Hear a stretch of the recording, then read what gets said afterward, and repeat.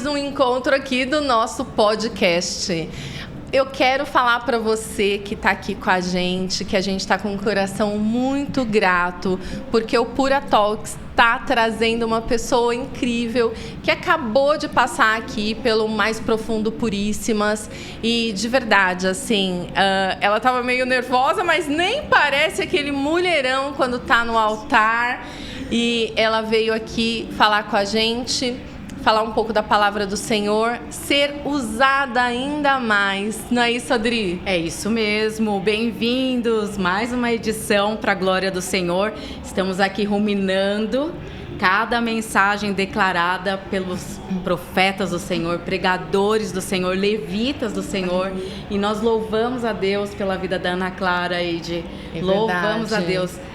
Ana, eu escrevi aqui para você, você representa a nova geração, eu profetizo isso sobre a nossa geração. A nossa geração, ela não está perdida, ela não está perdida. E é lindo ver a sua entrega e o seu amor por Jesus. Amém. Né? E eu falo isso com muita propriedade, porque dentro da minha casa eu tenho uma pessoa, minha filha, eu sempre falo da minha filha aqui para vocês, que se inspira, né? Na Ana. Bem-vinda, bem-vinda, você é um exemplo. Glória a Deus pela vida da Ana. Gente, Pai Senhor Jesus está aqui com essas duas mulheres maravilhosas. E relembrar também da Sofia, né? Eu estive no acampamento agora, Puratim, e meu Deus, que sede de Deus, que fome demais de Deus foi estar lá. E dava para ver no rostinho de cada um. Né? Eles chegaram com tanta animação, com tanta empolgação. E quando a adoração começou ali a ser proferida pela Pura Music também, né? Elas já começaram a se quebrantar. E aí depois eu ministrei. E na hora que eu comecei a ministrar, eu lembro que o som eu deu na soube luz. disso. E foi tão lindo, porque eu falei, Senhor, me dá as estratégias. Eu me lembrei da igreja primitiva, né? Uau! Vamos sem som, sem música, e nós começamos a adorar. O acústico. No acústico. E parecia um coral, coisa mais linda. E foi um quebrantamento, um avivamento real que aconteceu ali nos adolescentes. Você vê como que o Senhor que ergue a nossa voz, quando Ele levanta, não é sobre instrumentos, né? Sobre Deus não precisa do físico, né? Não. Mas do sobrenatural. A Sofia, ela falou que quando aconteceu esse momento, foi o Pura Camp, gente, que os adolescentes tiveram, acabou de acabar. Acabou de acontecer, verdade. E ela falou, mãe, acabou ali a energia, mas você precisava ver ela louvando, né, a Ana, parecia que ela estava com mais potência no microfone dela, ecoava sobre aquele prédio, linda. De forma assim, sobrenatural. É verdade. E é sobre essa presença, né? Exatamente, Ana. Trazendo, inclusive, essa introdução que a Adri falou pra gente, como foi para as pessoas que tá te conhecendo agora e tá te vendo um pouco mais, essa mocinha, né, tão linda e tão aos pés do Senhor? Amém. E como foi? Você já tinha essa raiz na sua casa, essa raiz cristã? Como é que foi esse passo a passo, esse se jogar aos pés do Senhor? Agora a gente estava ali, né, ouvindo a ela e orando, e eu falei, Senhor, que coisa linda, e que derramar, né? E ela se derramando literalmente em lágrimas, em louvor. Conta pra gente. Ai, meu Deus. Então, começar do começo, né? Isso. Eu tive o privilégio, né, de nascer em família cristã. Meus pais, pastores, pastor Rocha, que meu pai e minha mãe são os meus maiores intercessores. A minha mãe, o chamado dela, ela foge do microfone.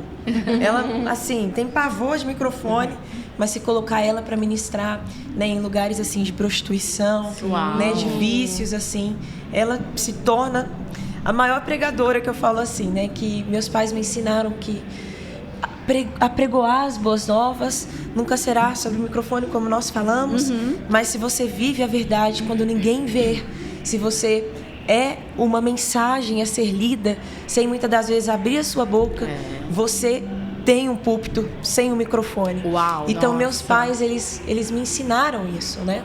E eu tive esse privilégio. Minha irmãzinha também, que tem 14 anos, a Duda. E a minha história com Jesus começou assim. Eu cresci em casa de recuperação, como eu disse, vendo os meus pais fazendo missão. E aí, com 3 anos de idade, no meu aniversário, eu cantei um louvor muito antigo, depois, se vocês quiserem pesquisar, A Ditosa Cidade, da Shirley Carvalhais. E eu cantei esse hino todo, com 3 anos. Lindo. 3 aninhos, eu vou procurar. E é um louvor difícil. Eu Muito vou procurar. difícil. E foi ali que a minha mãe e meus pais entenderam que eu tinha esse dom do louvor. Isso, essa proximidade com a música, com a canção, a adoração. E aí eu fazia, menina, período de louvor na minha igreja. Bênção. Só que era o mesmo hino. Com a panderolazinha, que é o meia-lua. Aí eu cantava Hoje Toda a Cidade, ou Caminhando Eu Vou para Canaã. Eu amava. E aí começou assim. Aí com 9 anos de idade, eu tive esse encontro real com Jesus, né? Eu parei de ser a pessoa, filha de pais cristãos, parei apenas de crer, mas eu comecei a viver quem realmente era Cristo.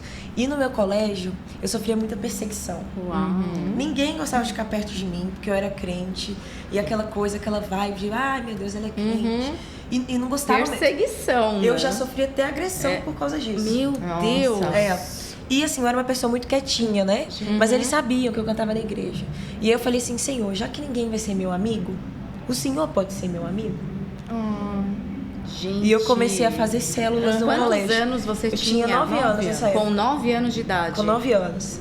Mas quando eu fiz a célula eu tinha 12, né? Sim. Aí eu comecei e falei, tá, já que ninguém quer ser meu amigo, agora que eles não têm motivo de não gostar de mim. Porque eu vou fazer uma célula no meio do recreio. Nossa. E aí eu fazia uma célula no meio do recreio. Loucura. É uma loucura mesmo, só Deus. Mas o Senhor me direcionou. E aí eu lembro que eles passavam no recreio, né, suavam de mim, diziam, ai, que menina é essa? E aí eu sentada com um violãozinho, cantando no recreio.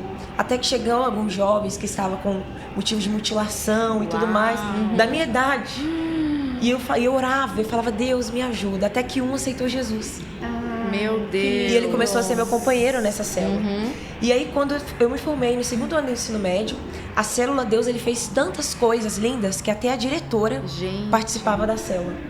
Que lindo. Aí eu tô tentando acrescentar. Vamos lá. Pode falar que tá lindo de ouvir. E aí, com 9 anos, 11 anos, eu fui batizada no Espírito Santo e recebi uma profecia que eu seria um divisor de águas na minha geração. E que o Senhor me daria canções com composições pela madrugada e que me batizaria com fogo e espírito. Porque o meu sonho era ser batizada no Espírito Santo. E eu me lembro que cantando com Grande é Meu Deus, eu estava com 11 anos, eu fui batizada no Espírito Santo. Comecei a gravar, gravei CD, coisa que eu nem imaginava. E nesse meio tempo, eu só ministrava no meu estado, na minha igreja e nas igrejas da vizinhança. Essa é a importância, né, de servir em nossa igreja. Eu falo que tem muitos jovens que sabem que tem o ministério da palavra, do louvor, até mesmo da dança ou da mídia, mas aí eles querem já servir longe. Eu sempre digo que quem não vive para servir não serve para viver. Então nós precisamos ser o serviço em nossa origem. E aí eu ministrava só no meu estado. Aí agora vamos para 18 anos. Com 18 anos, eu passei em biomedicina. Uau! Eu ouvi isso em algum lugar que você falou. Exatamente. E esse foi um marco surreal. E era até um desejo do seu coração, não era? O desejo do meu coração, na verdade, era medicina, oncologia. Olha Mas só. eu passei em biomedicina, que é uma profissão extraordinária. Sim. E eu passei na Federal de Minas Gerais. Uau! Estudei demais. Coisa linda. E aí eu comecei a fazer. E aí, em alguns meses, eu orei o Senhor. Eu coloquei o jaleco branco que minha mãe já tinha bordado. Coloquei o violão e a Bíblia do outro. E o Senhor falou comigo. Na oração, Deus não usou ninguém. Ele falou comigo na oração.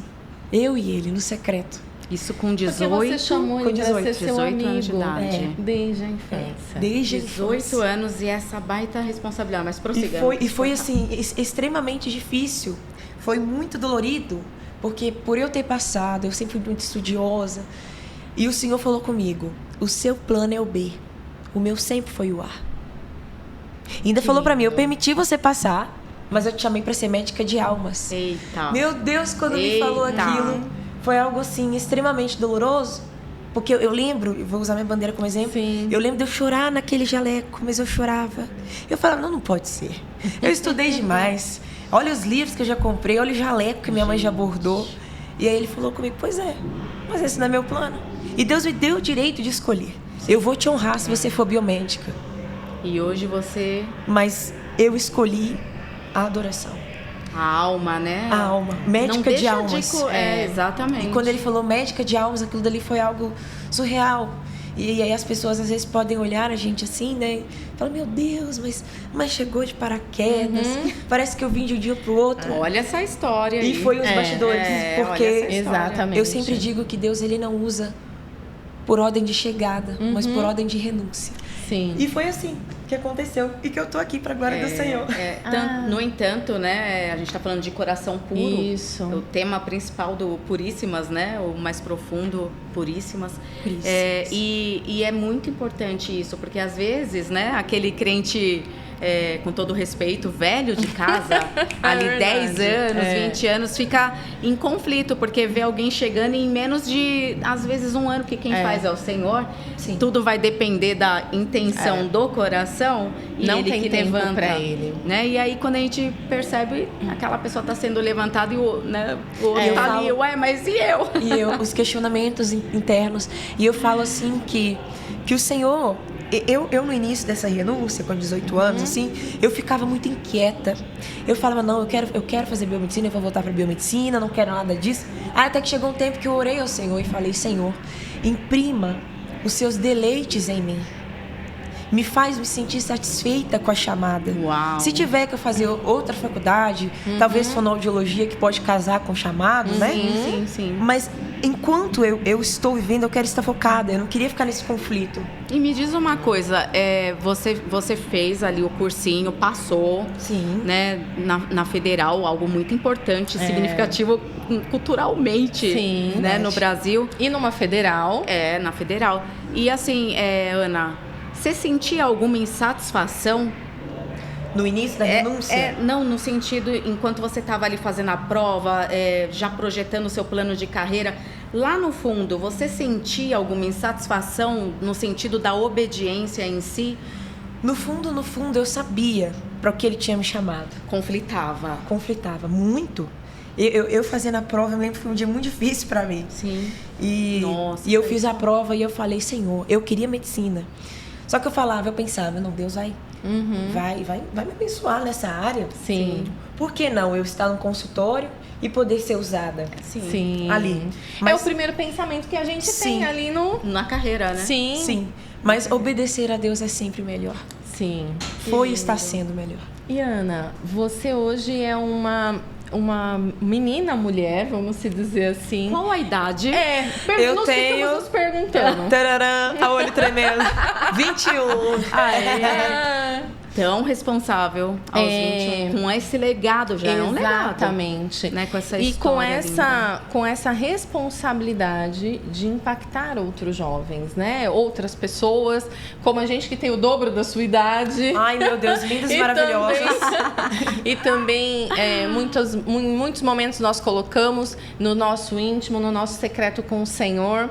É você que está lá louvando para que a gente entre em espírito, para que a gente possa adentrar ali no nosso secreto com o Senhor. Como você se vê nesse momento? Porque hoje, com toda a rede social, que foi muito do que a gente falou aqui, com todo o movimento que as pessoas querem estar próximos, se apaixonam, né, pela pessoa, e hoje você, pessoa, mais transparecendo o Senhor, como é para Ana? Bom, eu ainda tento lidar com tudo isso, mas a minha oração, Senhor, tem sido apenas que o Senhor guarde o meu coração. Amém. Que no final do dia eu seja uma canção e que no final dos meus dias eu tenha o seu sorriso, dizendo, muito bom, servo bom e fiel. Aleluia. Eu acredito que a nossa identidade, ela não está fixada naquilo que nós fazemos. Está naquilo quanto nós conhecemos. Então a minha oração ao Senhor tem sido apenas essa, que eu não seja nem a voz. Eu quero ser apenas o eco. Apenas ecoar o que Ele quer. Porque não adianta ser uma entrega que sejam com hinos conhecidos, com medleys complexos, com uma adoração que aos olhos humanos parecem tão perfeitas, tão tecnicamente dizendo, mas se o azeite e o perfume não subir, de nada vale. De nada vale. Então é o que eu mais peço ao Senhor, que eu seja o eco, que eu entendo que a mensagem e o teu propósito é maior do que a minha própria vida. E que no final do dia, se me restar somente uma canção, que o meu nome morra com o meu corpo, mas que o nome de Cristo permaneça em tudo. Ana, isso é muito importante, muito significativo como essência. Ana, e aí quando a gente percebe essa incumbência, né? Essa responsabilidade no Senhor, com graça, lógico, porque na força do nosso braço a gente não vai chegar em lugar nenhum, é a misericórdia de Deus, é a graça do Senhor. E aí você se depara com um mundo hoje em dia de muita fantasia, né? Muita máscara, a gente falou muito sobre isso também. Como fica essa responsabilidade de impactar sobre essa presença e não sobre estar no palco? Exatamente. É entender que eu recebi uma mensagem.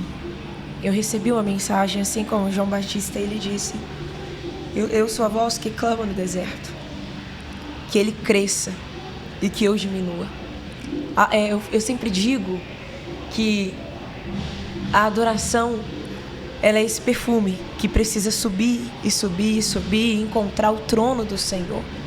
Nunca será sobre a voz, nunca será sobre o mensageiro, mas sim sobre a minha mensagem. Então eu preciso viver e não somente estar ali em cima do altar, né? Sim. Mas viver essa verdade como um estilo de vida. E eu sempre digo que existe um privilégio do anonimato, quando o sistema quer nos corromper e nos tirar essa essência. Lugar, né? Mas os profetas, eles não cabem no sistema. Não cabem no sistema. E nunca vão caber. Os nossos rostos, eles têm que ser como cara de leão e pés de corça. Cara de leão, para que a autoridade do Espírito do Senhor, que olhem para nós e vejam uma geração que não quer levar o seu próprio nome, mas que quer levar o nome de Cristo como um exército dos 7.000 que ainda se restaram, e como pés de corça para aqueles que sabem que quando o sistema apertar, quando a pressão vier, a gente tem aonde se esconder, que continua sendo nas águas do Espírito. Então lidar com tudo isso é somente estar escondido sobre os pés da cruz, que não vai ter outro lugar melhor ou maior. Ana, não podemos encerrar esse Pura Talks sem perguntar para você qual que é a importância e o que motiva seu coração de carregar essa bandeira. Gente, tem uma frase que eu amo muito, que é assim, daqui. Tem uma frase, gente, que eu amo muito, que é: para cada coração com Cristo, um missionário, e para cada coração sem Cristo, um campo missionário. E missões está no meu coração, porque eu acredito que o verdadeiro evangelho não é aquele que nós estamos com o microfone, mas é aquele que nós vamos em lugares tão longínquos que muitas pessoas não querem, mas ali estão aqueles que, enquanto nós discutimos as paredes das igrejas, existem povos, línguas e nações que estão fazendo cultos sem paredes. Então isso em minha alma, retumba muito, é um eco no meu coração. E um dia eu estava andando com a bandeira da nossa nação, o Brasil, porque eu acredito muito que é a terra do avivamento, e eu profetizo isso sobre a nossa nação, que levanta uma geração forte, dispostos a queimar, não se render e nem negociar. E aí, uma amiga, né, de outra nação, eu senti de dar para ela essa bandeira do Brasil. E ali ela liberou sobre mim uma profecia, uma palavra sobre as nações. E eu sonhei com essa bandeira, cheia de nações. E eu nunca tinha visto uma bandeira cheia de nações. E aí eu falei com meu pai: eu sei que uma bandeira assim, assim, assado, eu preciso encontrar para comprar, pai. Ou então ganhar. E aí, eu vou até abrir aqui para vocês verem. Vamos lá, a gente te ajuda. Olha, querido, tem Angola, Moçambique, Israel, Argentina, Coreia do Norte. Ai, são tantas nações, Jesus, que eu fico até perdida. Mas é tão lindo. E aí, essa bandeira, o Senhor colocou em meu coração. Interceda pelas nações. Interceda pelos jovens. Orai pelas crianças de Sarajevo, pelas meninas de Bagdá, pelas mulheres da Cracolândia, pelos meninos carvoeiros, né? Pelas mulheres da Palestina. E o Senhor colocou isso em meu coração. E carregar essa bandeira é carregar como um voto do Nazireu, ou seja, com os pés descalços, as nações nos ombros e um coração que não cansa de clamar pelo avivamento. Então, não apenas carregar aqui em oração, mas eu amo contribuir em missões. Quando eu estou em BH, eu sempre vou lá na Cracolândia. Participo também de um projeto que chama Viva Mission, que, se vocês quiserem conhecer, que é cultos em universidades e cultos em escolas, que a gente possa viver essa missão, levar esse legado e que você ore pelas nações. E é esse o mistério. Isso é aliança com o corpo de Cristo. Sim. Independente da parede. Na interatividade. Que essas nações te abracem. Amém. Em nome do Senhor Jesus. E você, como está a sua aliança com o Senhor? O Senhor também te abrace, né? Exatamente. Com os propósitos que Ele tem sobre a sua vida, que com você busque a responder esse chamado que o Senhor tem e essa aliança renovadora. Amém? Obrigada por compartilhar. Obrigada. Foi uma honra vocês perguntarem sobre isso. Cumpra a missão de Cristo Jesus e de pregar o Evangelho a toda criatura. Amém. Amém. E esse foi o final de mais um encontro aqui no nosso podcast com a Ana Clara Rocha. Gente, foi incrível, né?